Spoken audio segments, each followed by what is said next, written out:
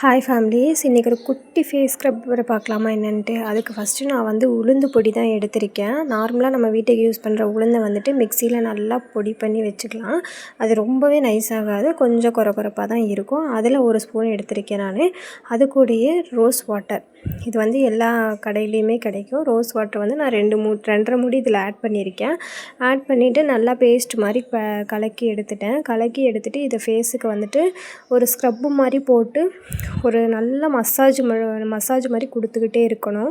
இது நான் இப்போ ரீசெண்டாக தான் யூஸ் பண்ண ஸ்டார்ட் பண்ணியிருக்கேன். நான் இப்போ யூஸ் பண்ணி ஒரு 3 டேஸ் தான் ஆச்சு. இது வந்து என்னோடய சிஸ்டர் வந்து எனக்கு கன்சல்ட் பண்ண விஷயம். ஏன்னா நான் ஃபஸ்ட்டு வந்து கொஞ்சம் நல்லா மாநிறமாக தான் இருந்தேன். இப்போ ரீசெண்ட் டைமில் வந்துட்டு நான் என் ஃபேஸ் ரொம்பவே டேன் ஆகிடுச்சு.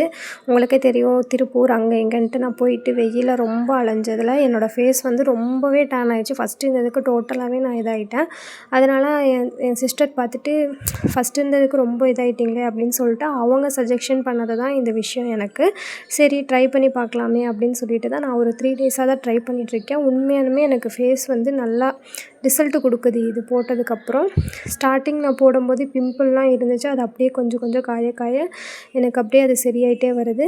இந்த ஸ்க்ரப்பர் போட்டு நல்லா ஒரு 10 நிமிஷத்துக்கு நல்லா ஜென்டிலாக மசாஜ் பண்ணிவிட்டு அதுக்கப்புறம் நார்மலாக நீங்கள் ஃபேஸ் வாஷ் பண்ணிக்கலாம். ஃபேஸ் வாஷ் பண்ணிவிட்டு பார்த்தீங்கனாலே உங்களுக்கு ரிசல்ட்டு தெரியும். நீங்கள் ட்ரை பண்ணி பார்த்துட்டு எப்படி இருக்குது அப்படின்ட்டு எனக்கு மறக்காமல் கமெண்ட் பண்ணுங்கள். நான் ஃபேஸ்லாம் கழுவி வச்சுட்டு நான் லைட்டாக மாய்ஸ்சரைசர் க்ரீம் மட்டும் நான் அப்ளை பண்ணிக்கிட்டேன்.